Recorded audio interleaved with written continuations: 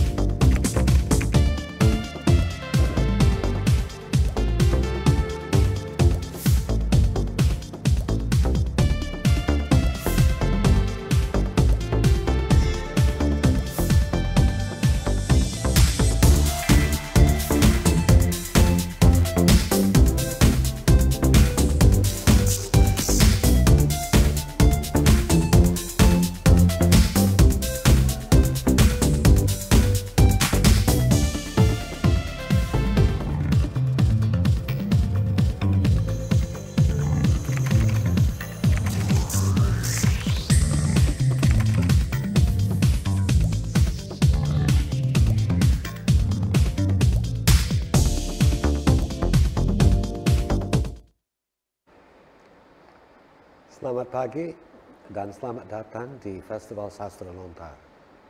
Saya John McGlynn, penggagas Yayasan Lontar yang didirikan 34 tahun lalu dengan tujuan memperkenalkan Indonesia kepada dunia luar melalui terjemahan sastra Indonesia. Pagi ini kami sangat gembira membuka Festival Sastra Lontar dengan subjudul Menembus Batas. Selama 5 hari, Lontar akan mengadakan 23 acara dengan 79 peserta dari banyak negara. Acara pertama dalam festival ini adalah diskusi berjudul Sastra Indonesia di Panggung Dunia. Namun, sebelum acara dimulai, ingin saya ucapkan terima kasih sebelumnya kepada Kementerian Pendidikan dan Kebudayaan yang membiayai sebagian besar ongkos Festival Sastra ini. Saya juga hendak mengucapkan terima kasih kepada panitia Jack Tent, semua peserta, dan staf Lontar juga. Walaupun Lontar didirikan sudah 34 tahun lalu, karena di antara para hadirin, mungkin ada yang belum kenal Lontar, saya akan membeberkan secara singkat sejarah dan tujuan Yayasan Lontar. Mengapa Lontar didirikan? Ada 2 alasan utama. Satu, karena biaya terjemahan sangat tinggi dibandingkan teks lainnya. Dan 2, karena pemerintah Indonesia belum lihat potensi karya sastra Indonesia sebagai alat diplomasi. Berdasarkan 2 alasan itu, saya beserta 4 penulis lainnya, Gunawan Muhammad, seperti Djoko Damono, Subagio Sastrowadoyo, dan Umar Khayyam mendirikan Yayasan Lontar. Sejak didirikannya, maaf ya ganggu, boleh lihat, audience boleh lihat? Okay. Sejak didirikannya, Lontar telah menerbitkan terjemahan karya sastra oleh 800 penulis Indonesia. Lontar telah menerbitkan antologi besar seperti The Lontar Anthology of Indonesian Short Stories, The Lontar Anthology of Indonesian Poetry, The Lontar Anthology of Indonesian Drama. Kami juga menerbitkan banyak karya klasik di bawah seri namanya Modern Library of Indonesia. Sampai sekarang ada kira-kira 50 judul dalam seri buku tersebut. Slide berikutnya. Kami juga mengusahakan memperkenalkan sastrawan muda kepada dunia luar melalui seri BTW, By the Way. Melalui seri itu kami sudah memperkenalkan 40 sastrawan muda kepada dunia luar.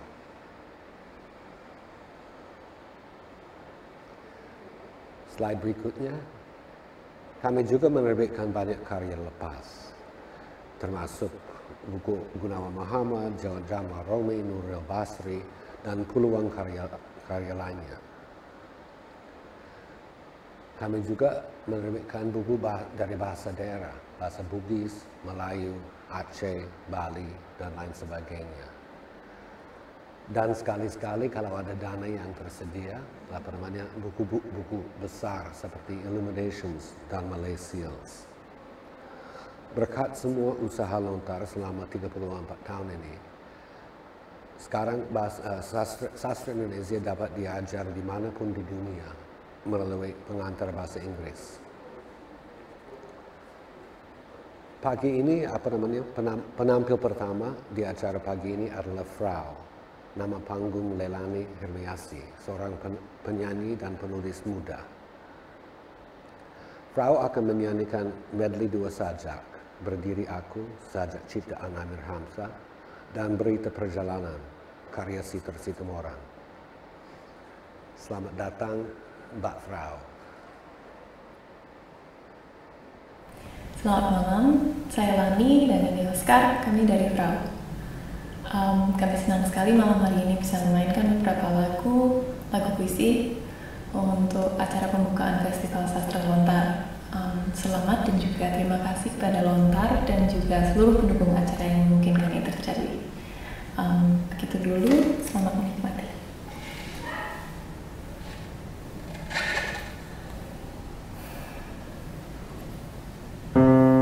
Berdiri aku di senja-senja,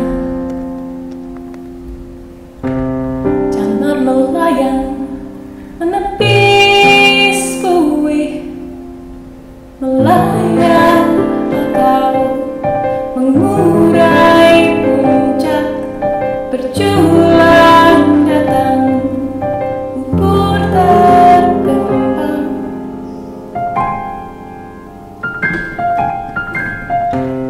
Angin pulang menyejuk bumi,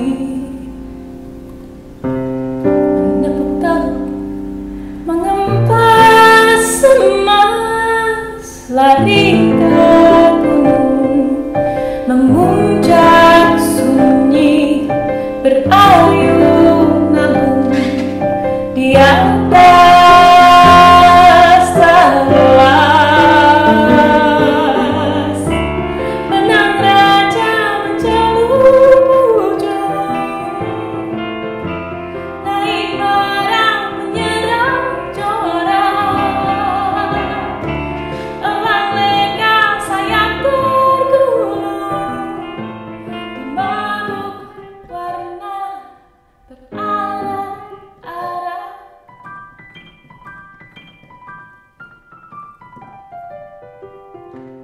Dalam rupa maha sempurna,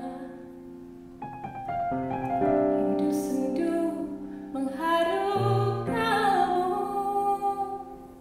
ingin datang merasa santosa, menyejak hidup bertentu.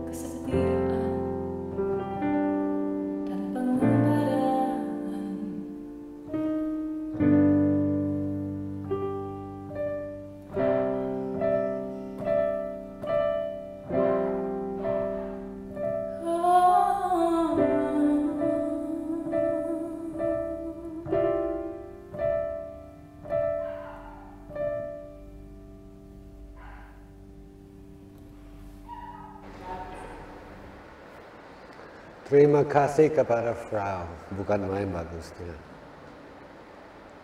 Sekarang kita masuk babak kedua dari acara ini. Sebagaimana disinggung tadi, sebelum Yayasan Lontar didirikan, belum ada penerbit yang secara teratur menerjemahkan atau menerbitkan karya sastra terjemahan Indonesia. Keadaan ini mulai berubah pada tahun 2013, sewaktu Indonesia diundang menjadi tamu kehormatan di Frankfurt Book Fair. Kemudian disusul dengan undangan menjadi bintang tamu di London Book Fair tahun 2019. Di dalam periode selama 5 tahun itu, lebih dari 1.500 buku atau hak cipta atas buku dijual ke dalam pelbagai bahasa. Dibandingkan itu dengan hasil produksi Yayasan Lontar yang selama 34 tahun baru bisa menerbitkan 200 judul karya. Kunci peningkatan penjualan hak cipta adalah program pendanaan penerjemahan yang ditangani Komite Buku Nasional, sebuah organisasi yang didirikan oleh Kementerian Pendidikan dan Kebudayaan pada tahun 2015. Sayangnya pada akhir tahun lalu, 2019, KBN dibubarkan. Sebagai akibat, kehadiran sastra Indonesia di panggung dunia sekarang terancam lagi. Hal inilah akan menjadi salah satu topik pembicaraan oleh pembicara utama acara ini, Bapak Nirwan Dewanto. Mungkin tidak perlu memperkenalkan Mas Nirwan ini, karena selama 25 tahun, Mas Nirwan sangat aktif memperjuangkan sastra Indonesia baik di dalam maupun di luar negeri. Dalam posisi sebagai penyair, penyunting, penulis fiksi, esayis, dan kritikus seni. Buku puisinya yang diterbitkan dalam bahasa Inggris adalah Museum of Pure Desire. Selamat datang Mas Nirwan. Selamat siang John, terima kasih. Maaf ya terlambat tadi mulai. Tapi apa namanya, pada awalnya kami mengundang Nirwan memberikan ceramah mengenai sastra Indonesia di panggung dunia. Namun sewaktu membicarakan rundown acara dengan Nirwan kemarin, kami putuskan mengubah format sedikit dari ceramah ke pembicaraan agar lebih dinamis dan audiens bisa berpartisipasi. Dengan demikian, setelah saya mengobrol dengan Nirwan, kami akan memberikan kesempatan kepada semua hadirin untuk mengajukan pertanyaan kepada Nirwan dan kepada Frau juga.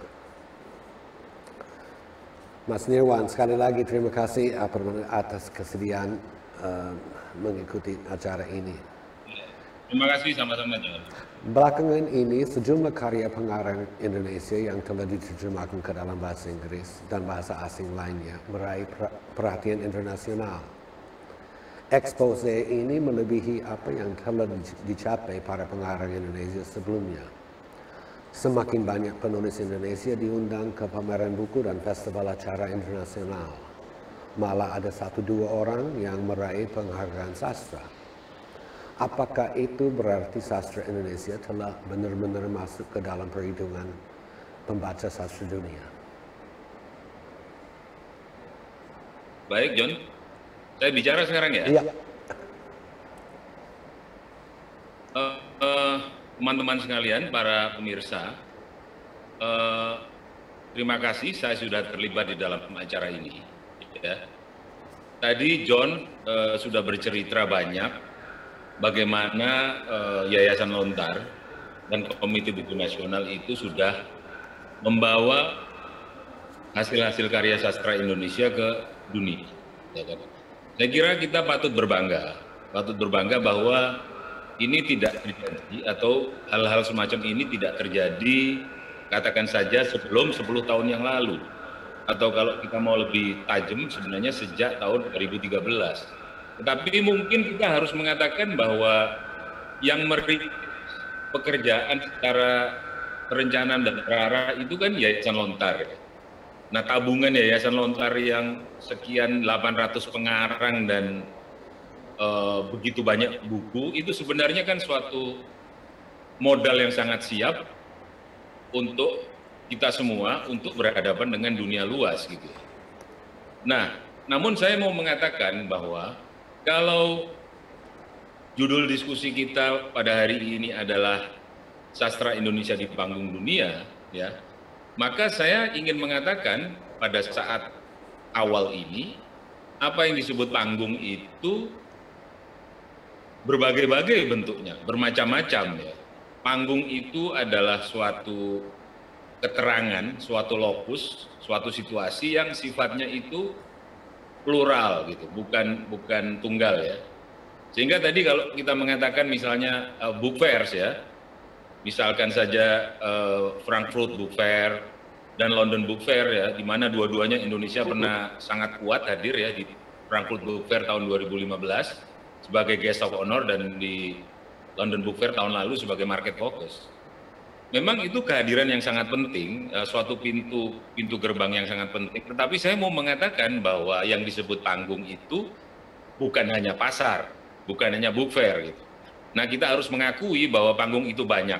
Bentuknya bisa festival sastra, bisa laboratorium ya. Maksud saya laboratorium itu sesuatu yang tidak dengan sendirinya membuka diri untuk orang banyak gitu. Lingkungan pergaulan para penulis misalnya di daerah residensi, di situasi residensi.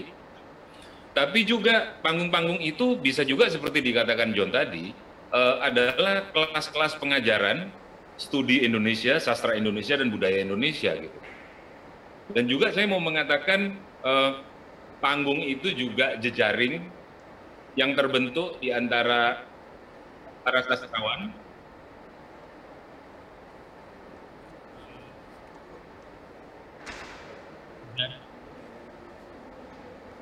Suaranya hilang. Halo? Ya. Sekarang bisa. Suara saya dengar, tapi saya mendengar suara derau noise yang keras sekali ya. John, dengar suara saya, John? Apa sih? Tidak. Oke, saya terus ya. Oke, terus. Ya, boleh dibantu oleh panitia ini. Suara noise-nya keras sekali. Oke. Nah, jadi saya mau mengatakan bahwa panggung dunia itu harus kita bayangkan, panggung ya, atau kasana dunia itu harus kita bayangkan sebagai bagian dari ekosistem sastra Indonesia gitu. Dan dunia atau dunia internasional itu adalah bagian dari kreativitas di dalam negeri. Dan tentu saja yang dimaksud kreativitas bukan hanya kreativitas sastra gitu, tetapi jejaring sastra yang bisa membuka hubungan dengan situasi internasional yang tentu saja adalah bagian dari sastra Indonesia gitu. Nah, pertanyaannya apakah sastra Indonesia itu sudah hadir di panggung internasional? Ya tentu saja jawabannya iya kalau yang dimaksud adalah unsur-unsur sastra Indonesia. Unsur-unsur sastra Indonesia itu tentu saja adalah karya-karya sastra yang sudah diterjemahkan. Dan di balik itu adalah aktor-aktor dan agen-agen yang membawa ini ke gelanggang internasional, ya, penerjemah, agen, penerbit misalnya. Tetapi sekarang saya ingin mengajak saudara-saudara sekalian untuk memahami situasi bahwa kalau kita bicara tentang sastra dunia, maka sastra dunia itu bukan penjumlahan dari sastra-sastra nasional, ya. Tentu saja kita tidak mungkin mengenal semua sastra nasional karena penglihatan kita terbatas, kesempatan kita terbatas gitu ya.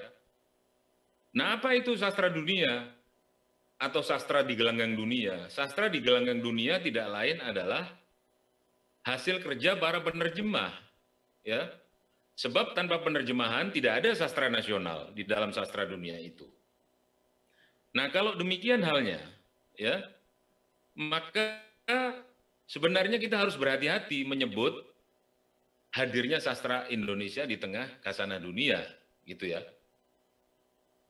Coba kita lihat dari sini ya, apakah kita mengenal misalnya sastra Korea, apakah kita mengenal sastra Kolombia misalnya, bahkan apakah kita mengenal sastra Amerika, apakah kita mengenal sastra Prancis, gitu.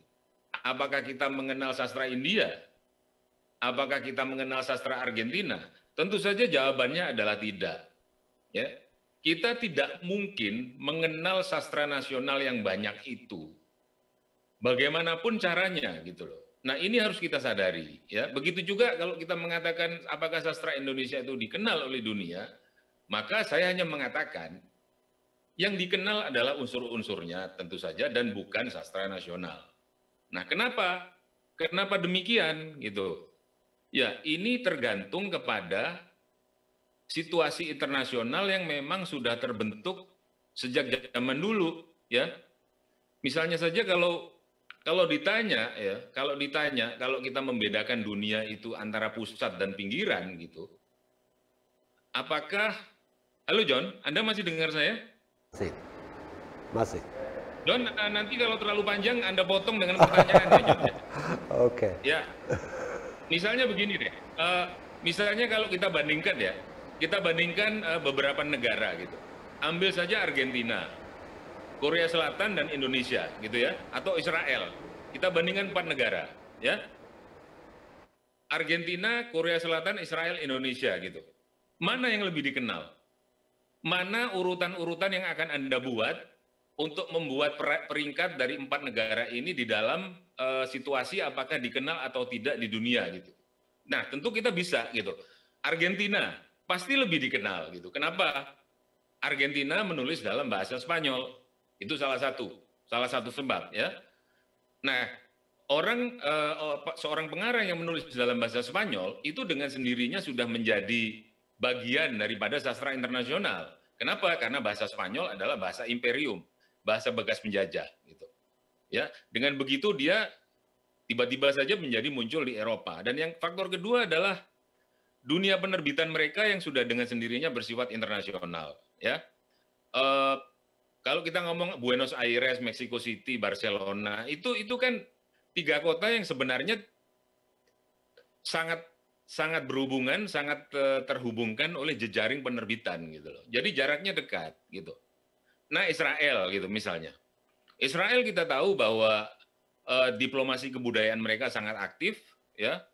Dan ini ada hubungannya dengan diaspora Yuda, diaspora orang-orang Yahudi di seluruh dunia yang memang sangat kompak di dalam menjajakan karya-karya terbaru dari anak-anak bangsa mereka, gitu ya. Dengan kata lain bahwa mereka sangat aktif melembagakan penerjemahan. Jadi kalau kita melihat misalnya kehadiran Israel di Book Fairs itu sangat kuat, ya, sangat kuat gitu stand mereka gitu. Kemudian Korea Selatan. Korea Selatan itu situasinya mirip dengan Indonesia. Sangat mirip. Kenapa? Karena bahasa Indonesia dan bahasa Korea itu adalah bahasa yang ya katakan aja bahasa yang tidak dikenal oleh dunia ya. Meskipun tentu saja kita mengakui bahwa bahasa Indonesia diucapkan oleh 200 juta orang ya, lebih gitu. Tapi kan kita tidak bisa mengatakan bahwa bahasa Indonesia adalah bahasa yang dikenal oleh dunia. Nah, tetapi yang begitu juga bahasa Korea. Yang membedakan Korea dari Indonesia apa gitu? Korea itu kita tahu adalah negara yang sangat agresif di dalam menjajakan produk-produk industri kreatif mereka, ya. Industri kreatif mereka ya. Anda tahu lah K-pop, sinema Korea, ya. Kemudian kita tahu bahwa Korea Selatan menjadi negara ekonomi baru, ya. Kita tahu bahwa produk-produk Korea itu adalah bagian yang sangat penting dari globalisasi. Cellular phone kita, ya supermarket, ya kemudian roti dan lain-lain itu kan bagian dari internasionalisasi Korea gitu.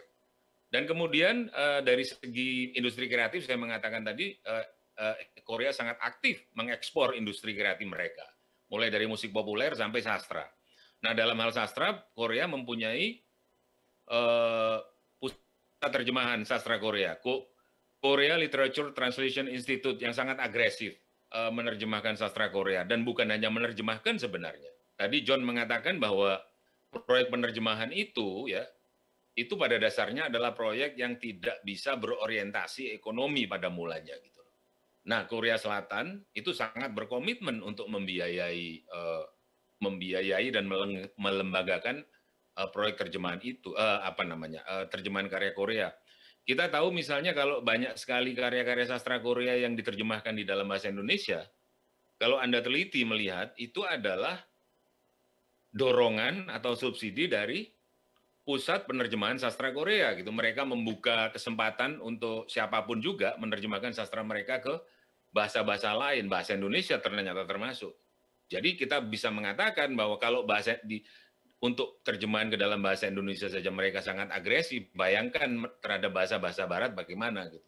Nah, itu yang disubsidi bukan hanya terjemahannya, penerbitannya juga. Nah, faktor-faktor itu tidak dipunyai oleh institusi sastra Indonesia ya. Nah, saya mengatakan bahwa kalau pertanyaannya apakah kita sudah dikenal, maka situasinya seperti itu ya. Tentu saja kita bisa bicara tentang beberapa penulis yang memperoleh hadiah sastra, mendapatkan hak terjemahan yang baik di dunia sana dan disebarkan dengan baik ya. Bahkan ada satu penerbit penting, 1-2 penerbit penting, beberapa itu menerjemahkan karya-karya sastra Indonesia, itu penting gitu.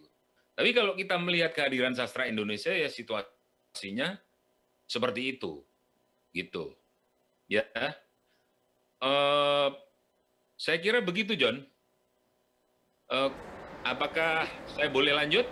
Saya mau tanya, kan Nirwan sekolah di Amerika, tinggal di Amerika berapa tahun? 3-4 tahun? Atau berapa tahun? Ya, betul. 4 tahun ya. Jadi kesan Nirwan selama di situ di negara yang internasional, kalau bicarakan sastra Indonesia sama orang di sana, ada yang kenal enggak? Jadi pengenalan terhadap sastra dan pada umumnya situasi budaya Indonesia, kesenian Indonesia itu kan bertahap. Indonesia sebagai suatu negara yang punya banyak masalah ya, masalah dengan pluralisme, dengan agama, hubungan antara negara dan agama itu tentu sangat dikenal. Gitu. Tetapi pengetahuan tentang Indonesia itu menurut saya sangat-sangat terbatas. Belum beranjak dari Indonesia itu sebagai sebuah negeri dari masa lampau gitu ya, Mereka itu bahkan di tahun lalu misalnya ya, ini satu contoh kecil. Saya bicara dengan seorang kritikus Inggris kan di London Book Fair gitu. Pertanyaan yang pertama yang tentu saya ingat itu bagaimana Indonesia itu bisa punya sastra modern gitu. Bisa nggak Anda cerita? Seperti itu, John. Jadi apa hubungannya puisi modern dengan bentuk-bentuk puisi tradisional seperti pantun misalnya? Masih bertanya begitu ya. Jadi memang kesan melihat Indonesia sebagai sebuah negara yang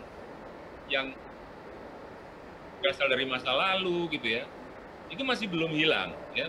Artinya perhatian mereka itu masih sangat berwarna orientalistik ya.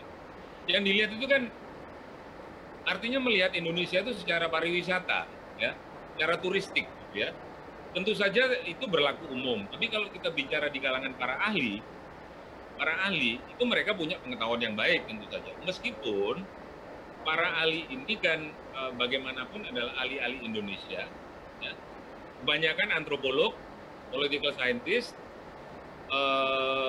apalagi ahli-ahli kajian budaya itu yang tentu saja mereka mengenal hasil seni budaya Indonesia gitu, tetapi mereka masih melihat sastra sebagai alat untuk melihat situasi sosial budaya Indonesia gitu ya. Nah, mungkin saya kira ini kan berlapis-lapis ya. Tentu saja ada orang-orang di zaman dulu seperti Burton Raffel ya, penerjemah Chairil Anwar itu ya. Tapi orang-orang seperti itu tidak banyak sekarang ya. Orang seperti Burton Raffel dan itu tidak banyak gitu. Jadi menurut saya situasi kita tuh mirip dengan Korea Selatan. Mirip ya. Harus ada usaha-usaha yang lebih banyak untuk memperkenalkan gitu.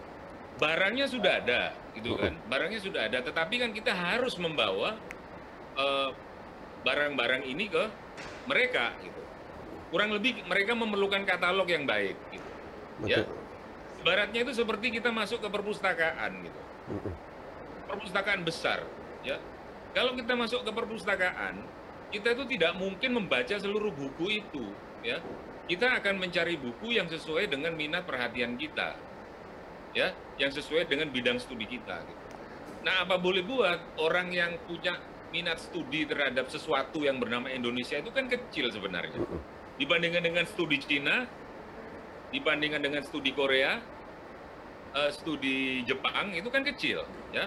Dan saya sekarang boleh menyimpulkan bahwa studi Indonesia di luar negeri itu sangat merosot sekarang. Sangat merosot. Kalah dengan studi Thai atau Vietnam gitu misalnya. Kenapa sangat merosot? Ya, kita tahu situasinya gitu. Negara-negara barat sekarang banyak sekali mengurangi bantuan, jatah bantuan untuk studi dunia ketiga, kecuali dunia ketiga itu dianggap penting. Atau kecuali ada pihak-pihak tertentu yang memberikan bantuan pihak swasta kepada studi itu gitu. Nah, yang saya tahu pemerintah Thailand dan pemerintah Vietnam itu membantu studi Indonesia dan studi Vietnam misalnya gitu ya. Di Midwest itu sangat kelihatan gitu. Di tempat sekolahnya John itu studi Thailand dan studi Vietnam lebih maju daripada studi Indonesia sekarang. Gitu. Nah, kemudian studi kawasan itu kan juga dibantu oleh situasi global. Cina misalnya. Cina sudah dengan sendirinya menjadi porsi besar dari studi global kan. Oleh karena itu dengan sendirinya dunia barat itu memperhatikan Cina gitu ya. Gitu. Nah, itu situasi itu tidak ada di Indonesia. Gitu. Sehingga lagi-lagi siapa yang memperkenalkan Indonesia itu ya adalah jejaring-jejaring yang dibangun oleh Indonesia sendiri. Gitu. Misalkan Yayasan Lontar, itu satu model ya. Satu model. Kemudian ada Komite Buku Nasional. Gitu. Kemudian kita tahu orang-orang seperti Roni Agustinus, penerbit margin kiri itu kan punya jejaring yang sangat bagus dengan penerbit independen sedunia, ya kan? Nah, jejaring-jejaring seperti ini itulah yang membawa Indonesia keluar, gitu ya. Karena kalau Lontar itu kan menerjemahkan ke bahasa Inggris terutama, gitu. Nah, ini suatu hub ya. Saya melihat Lontar itu suatu hub, suatu simpul dari jejaring penerjemah, gitu. Itu bagus ya. Dan saya kira jauh sebelum Komite Buku Nasional, jauh sebelum Indonesia terlibat di Book Fair, itu Lontar kan sudah sudah lama sekali itu. Gitu. Tabungannya sudah sangat banyak. Gitu. Nah, model yang dibangun oleh Roni Agustinus dan jejaring penerbit internasional itu juga begitu. Berbeda. Roni membawa karya sastra terutama dari bahasa Spanyol dan Portugis ke sini. Tapi sekaligus juga sebenarnya dengan jejaring itu dia memperkenalkan sastra Indonesia ya, keluar gitu. Jadi pengetahuan tentang Indonesia khususnya sastra itu harus terus dibuka. Begitu ya. Kemudian kita bisa bicara juga tentang jejaring yang lain gitu. Kita tahu sekarang penulis-penulis Indonesia itu beberapa itu sangat internasional ya. Sangat pandai berbahasa Inggris. Kemudian mereka terdidik di luar negeri maksud saya, dan kemudian mereka juga pandai berhubungan dengan para institusi di sana termasuk agen sastra gitu. Itu juga titik-titik yang penting gitu loh, titik-titik yang penting. Nah, kita jangan mundur dari situ gitu ya, itu maksud saya. Nah, sementara itu saya mau mengingatkan sekali lagi bahwa kreativitas dalam negeri kita tidak dalam arti kreativitas individual saja gitu ya, institusional juga, itu juga mesti melihat dunia luar sana itu sebagai bagian dari ekosistem Indonesia gitu. Oleh karena itu patut disayangkan sekarang bahwa Komite Buku Nasional itu tidak ada ya. Saya nggak tahu apakah kan begini kan, kalau kita lihat John ya dan teman-teman sekalian, itu kan seperti dikatakan John tadi, penerjemahan itu tidak murah, ya kan? Penerjemahan itu satu ongkos yang harus dibayar tersendiri ya. Itu yang terjadi gitu. Kalau teman-teman melihat karya-karya sastra Indonesia dalam 10 tahun terakhir atau 5 tahun terakhir yang diterjemahkan ke bahasa asing, itu kan sebagian besar diantaranya memanfaatkan dana terjemahan yang disediakan dengan dana publik gitu loh, ya, dana publik gitu. Nah sekarang dana itu nggak ada atau kita belum tahu masa depannya. Gitu. Artinya proyek penerjemahan buku itu sekarang lebih sulit, ya, artinya diusahakan oleh pribadi-pribadi atau pihak swasta, ya, itu sulit. Dan teman-teman jangan lupa masalah penerjemahan ini bukan cuma melanda negeri-negeri atau bahasa-bahasa yang tidak dikenal gitu. Kalau kita bicara tahun 60-an, ya, tahun 60-an, sastra Amerika Latin yang kita baca sekarang dalam bahasa Inggris, ya, itu juga dibiayai dengan proyek-proyek penerjemahan dari dana-dana, bukan dana penerbit. Penerbit itu tinggal menerbitkan gitu. Betul. Bahkan bukunya Gabriel Garcia Marquez yang terkenal itu dibiayai dengan dana terjemahan, Inter-America Relation apa gitu ya, funding translation semacam itu ya. Ya. Nah setelah naskahnya jadi, baru penerbit tertarik. Ya. Penerbit besar dalam hal ini ya, Harper and Row gitu. Tapi tanpa terjemahan itu kan nggak ada apa ini barangnya untuk menerbitkan. Betul. Gitu loh. Nah, tidak semua biaya bisa di-cover oleh penerbit gitu. Begitu, Boleh. John? Ya, betul. Tapi di luar masalah biaya, memang penerjemahan memang ya tinggi biayanya. Tapi di luar itu penerbit internasional melihat mereka melirik apa di dalam sastra Indonesia. Pilihan mereka bergantung pada apa?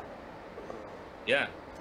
Nah, kan situasinya bahwa tadi saya mengatakan bahwa pada dasarnya kan sastra dunia itu bukan penjumlahan dari sastra-sastra nasional. Kan tidak mungkin lah sebuah badan penerbit, biarpun dia besar dan serius, itu mengenal sebuah khasanah sastra nasional gitu. Sehingga dari kolam yang namanya sastra nasional itu mereka milih yang terbaik gitu. Itu nggak mungkin. Mereka pasti mendengarkan siapa gitu ya. Mereka mendengarkan siapa gitu. Itu tahu. Jadi masalahnya kan begitu. Siapa yang didengarkan? Yang didengarkan adalah tentu pakar-pakar sastra, ya, tentu sastrawan yang mereka kenal, ya kan, gitu. Dan kemudian mereka lihat juga, mereka memperhatikan majalah-majalah, little magazines, ya, misalnya, gitu. Siapa nih pengarang yang menarik? Gitu. Nah, kalau pertanyaannya mereka tertarik apa? Saya kira masih standar pertanyaannya. Nah, sementara ini kan yang menarik perhatian kan fiksi, ya kan? Nah, kenapa fiksi ya? Sangat masuk akal gitu.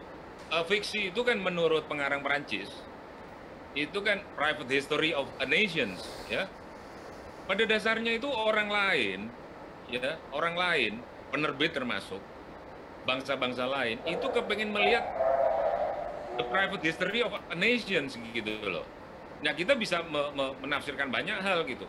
Tapi karena pengetahuan tentang sastranya tidak terlalu baik, ya maka ya berlaku gitu, berlaku tadi itu. Ini cukup menarik nggak, dalam arti ada unsur politisnya apa enggak gitu ya. Karena dalam private history of nations itu kan semua unsur dikandung gitu. Ada unsur politis ya. Politis itu maksud saya pengarang bicara politik. Misalnya saja tentang G30 SPKI ya. Misalnya saja tentang Revolusi Indonesia. Kita tahu lah itu, ya kan? Tentu saja mereka ada unsur etnografisnya. Mereka kepingin tahu sebenarnya, belum hilang itu pengetahuan atau keingintahuan tentang Indonesia yang masih punya unsur-unsur masa lalu itu loh. Jadi unsur itu belum hilang. Nah kemudian jangan lupa bahwa mereka kepingin dalam hal ini ya, mereka itu seperti melihat plot yang jelas, karakter yang bulat, dan semua itulah gitu. Semua itu gitu. Nah, apakah ini final? Tentu saja tidak. Tentu saja tidak. Nah, ini mesti ditanya kepada para agen dan penerbit gitu. Sebenarnya bagaimana sih? Sebab nyatanya tuh yang agak eksperimental juga diterima kan, gitu loh ya. Bukan hanya realisme gitu loh ya.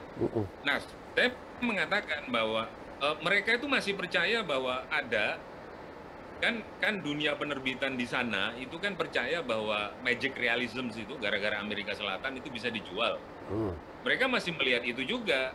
Ada nggak magic realism di tempat lain gitu ya?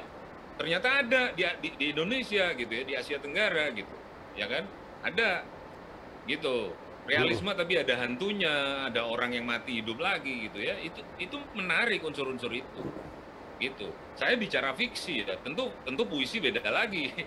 Puisi ya, sementara ini saya hanya mengatakan puisi ya puisi ternyata penetrasinya berbeda gitu. Puisi harus muncul di jurnal-jurnal dulu gitu. Atau seperti Korea itu sangat aktif menjajakan puisinya keluar ya. Sangat aktif, artinya apa? Membantu penerbitan puisi di Amerika yang saya tahu itu besar sekali bantuan Korea untuk penerbitan puisi mereka dalam bentuk penerjemahan, penerbitan buku ya. Biasanya mereka masuk ke University Press atau masuk ke independen penerbit independen gitu. Itu John. Iya, apa namanya kan memang puisi saya anggap sebagai genre yang buat saya sendiri pribadi paling kuat di Indonesia. Tapi paling tidak laku di luar negeri. Apa namanya, Nirwan sebagai penyair, apakah berhasil menjual sendiri apa namanya puisi ke jurnal-jurnal di luar negeri apa enggak?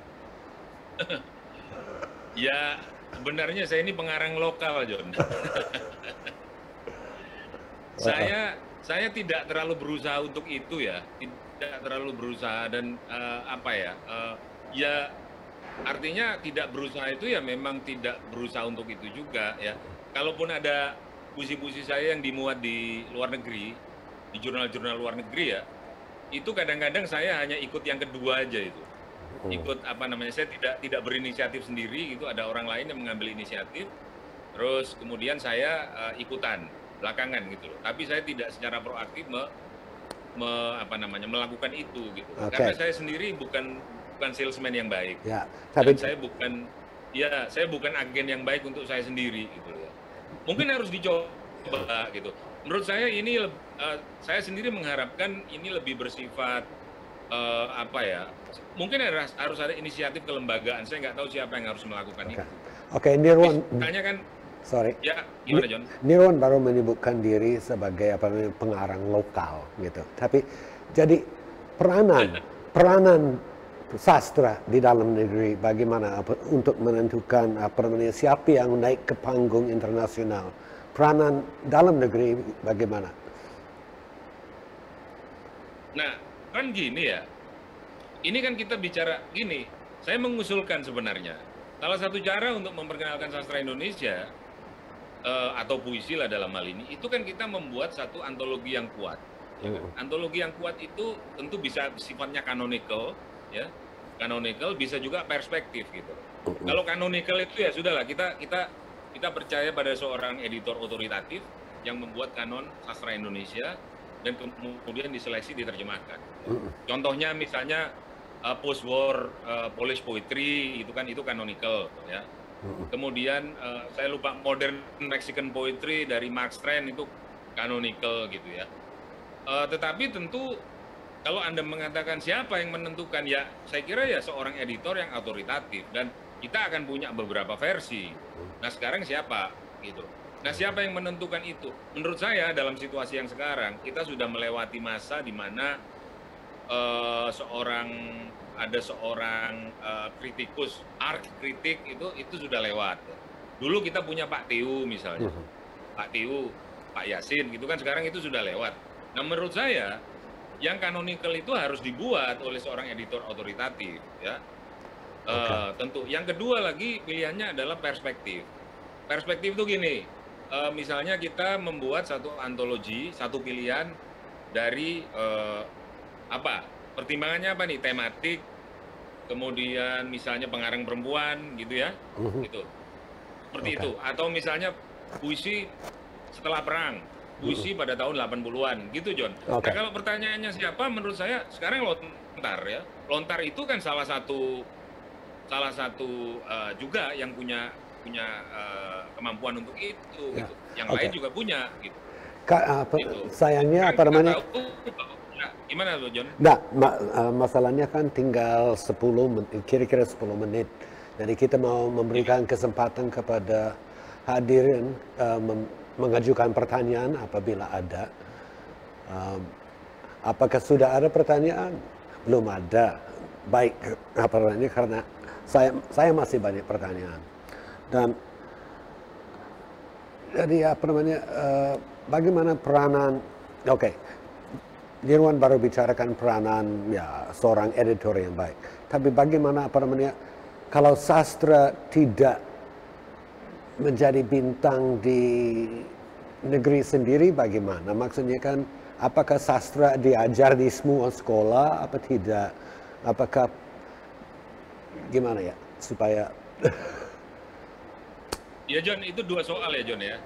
Jadi kan begini sebenarnya, sastra ini kan memang memerlukan langkah yang panjang ya, karena dia sastra sendiri bukan benda ya, bukan benda.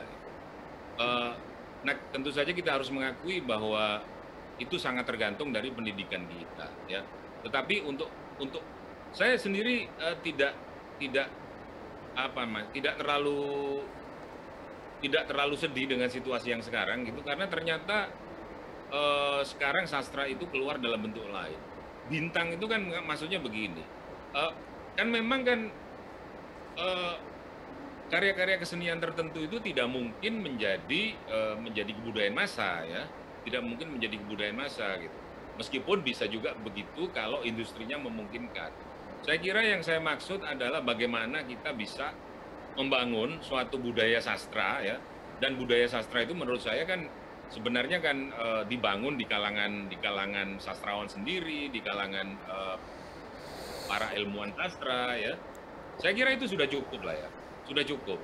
Dan kemudian saya kira dunia penerbitan kita sekarang lebih beraneka, lebih diverse gitu ya. Kalau dulu kan siapa yang menerbitkan sastra itu kan ada otoritas gitu. Harus terbit di Horizon dulu, di Pustaka Jaya dulu, atau zaman dulu lagi di Balai Pustaka gitu ya. Sekarang itu kan nggak ada gitu. Kalau kita bisa melihat sekarang penerbit besar itu menerbitkan karya yang serius juga, menerbitkan puisi gitu ya. Kemudian mereka juga penerbit besar dengan mudah mengambil pengarang-pengarang baru, penulis-penulis baru, bahkan banyak sekali penyair-penyair baru itu yang terbit di penerbit besar. Sementara kan itu kan artinya apa? Sastra lebih tersebar, ya, lebih tersebar. Kemudian banyak juga penerbit-penerbit kecil yang sekarang justru bisa menerbitkan pengarang-pengarang terkenal gitu. Jadi memang situasinya sudah berbeda. Ini ya apa? Disentering ya, disentering. Nah kemudian kita bicara lagi budaya internet gitu ya, yang membuat semua percakapan bisa mengalir, bisa menjauh dari pusat. Gitu. Saya kira ya sekarang pertandingan antara editor aja. Gitu menurut saya, kompetisi antar editor untuk menentukan pilihan masing-masing. Nah editor itu jangan dibayangkan sebagai orang ya, institusi juga bisa gitu. Nah misalnya saya dengar Departemen Pendidikan dan Kebudayaan, dalam hal ini Direktorat Jenderal Kebudayaan itu sedang membuat satu kanon tentang sastra Indonesia gitu, kayak gitu misalnya gitu. Gitu John ya, apa namanya, gunanya untuk pengajaran dan pendidikan ya. Ya. Tapi apa namanya, bagaimana peranan seperti itu kan hadiah sastra, apa namanya, kalau Ya. di Inggris mungkin ada 1000 hadiah sastra, apa namanya, dari Ya. setiap kali ke acara festival sastra selalu ini pemenang ini. Kalau Indonesia hanya ada itu Katulistiwa kayaknya, atau DKJ, apakah ini perlu disupport misalnya pemerintah daerah gitu atau? Ya. Kalau kita ngomong negara-negara Eropa ya, yang saya tahu Amerika Serikat lah, karena saya pernah tinggal di sana. Memang kan hadiah sastra banyak sekali.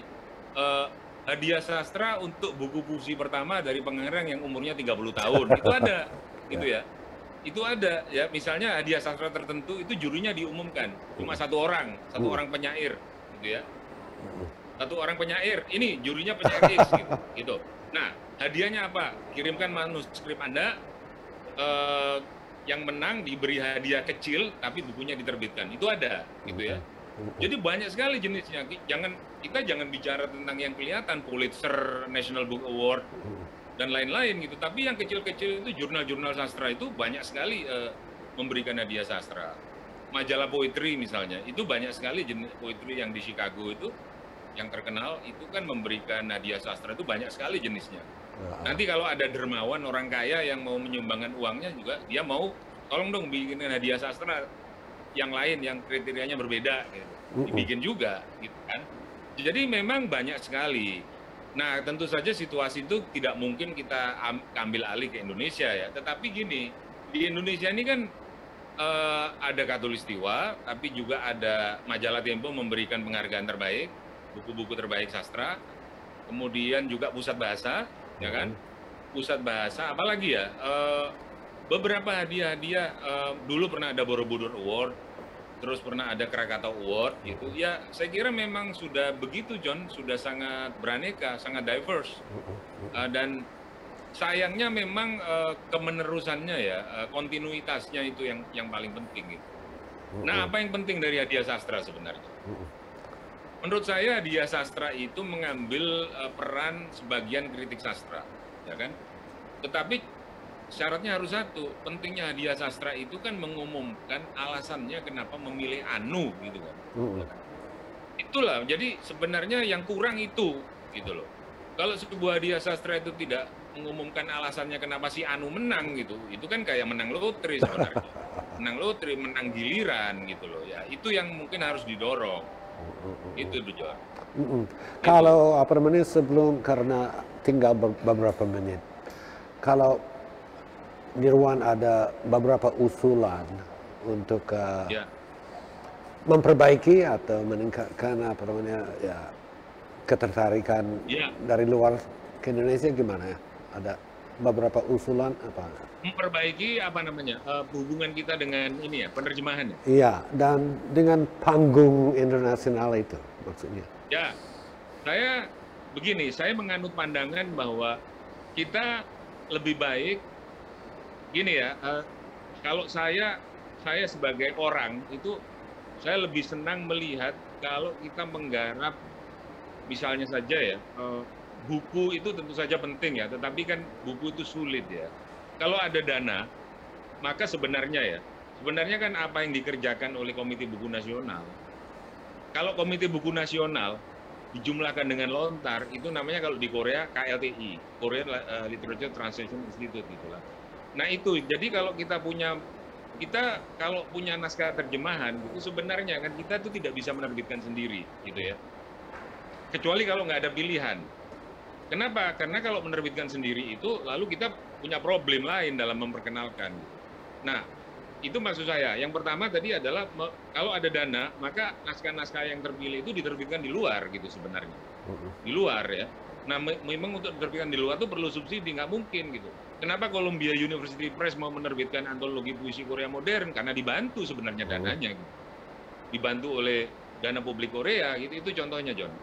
Nah, itu satu hal ya. Jadi oleh karena itu mungkin saya menganjurkan ada yang membuat satu antologi, ya, entah sifatnya kanonikal atau perspektif, yang bisa diterbitkan di sana, gitu loh.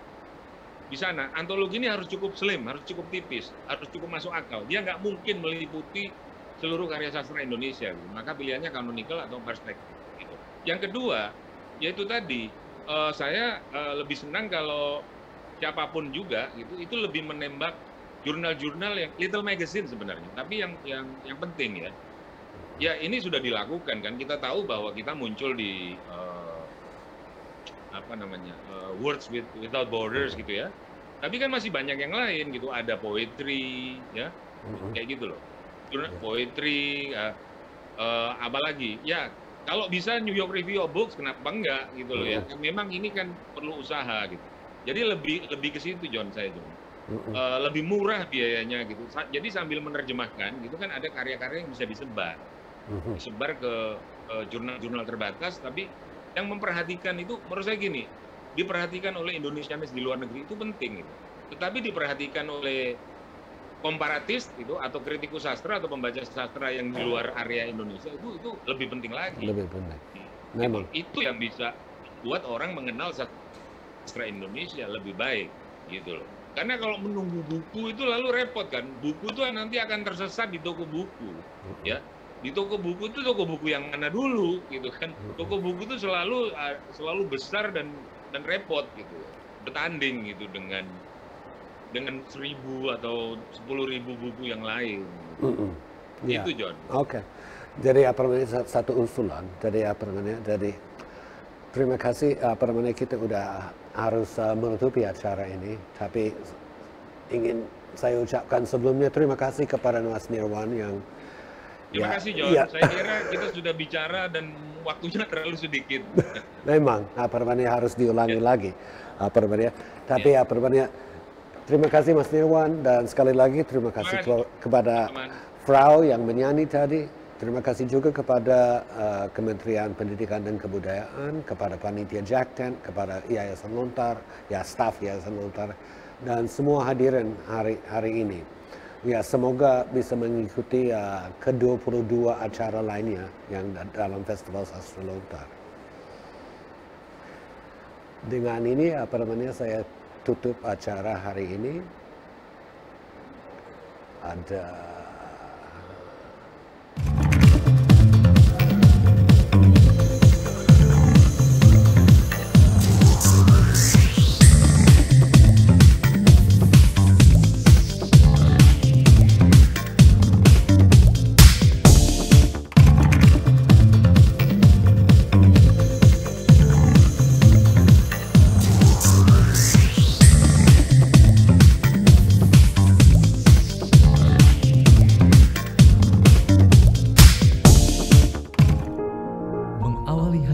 informasi terkini, menjadi sumber referensi dan inspirasi di setiap aktivitas.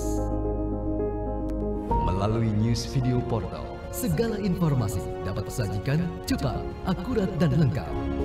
Dengan kekuatan teknologi digital, Midcom.id hadir dengan berita pilihan yang dikemas secara menarik. Midcom.id, digitally inspired people.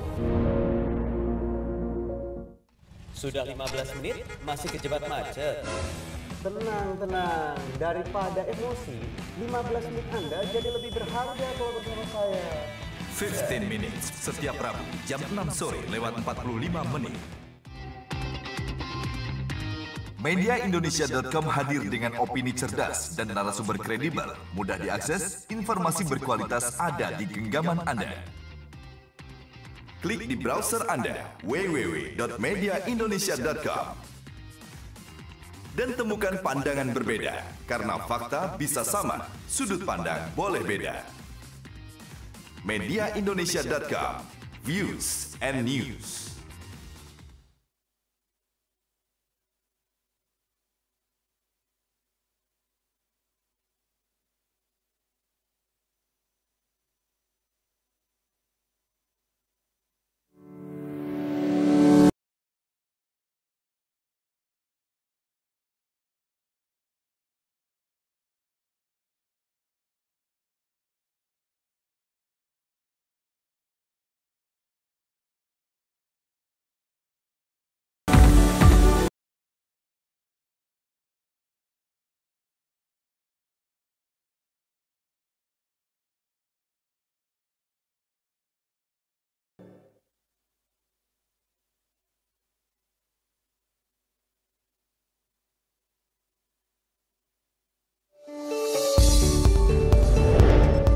Dalam setiap denyut kota, saya selalu menjadi saksinya.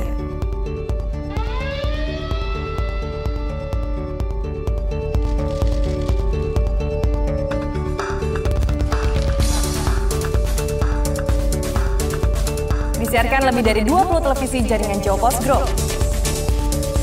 Jawa Post TV, paling Indonesia. Kebebasan pers dan gelombang era digital menghadirkan ribuan bahkan jutaan informasi dan data setiap harinya.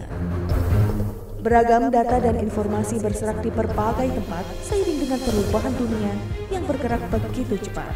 Media-media baru pun bermunculan, namun kualitas informasi seolah tak lagi menjadi prioritas.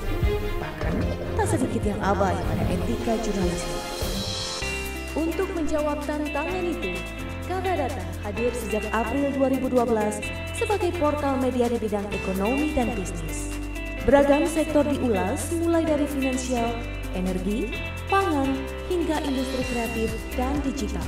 Artikel mendalam dan komprehensif dengan sajian infografik yang menarik menjadi karakter utama dari Katadata.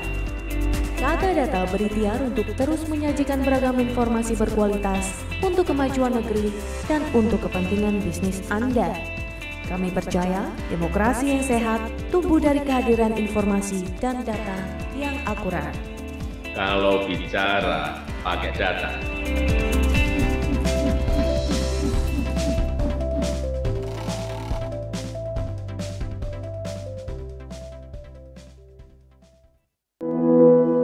Hidup terlalu pendek untuk membiarkan pemikiran-pemikiranmu, ide-idemu terdiam begitu saja. Untuk berubah, kita perlu melangkah. Dan langkah itu lahir dari sebuah inspirasi. Republika, start moving.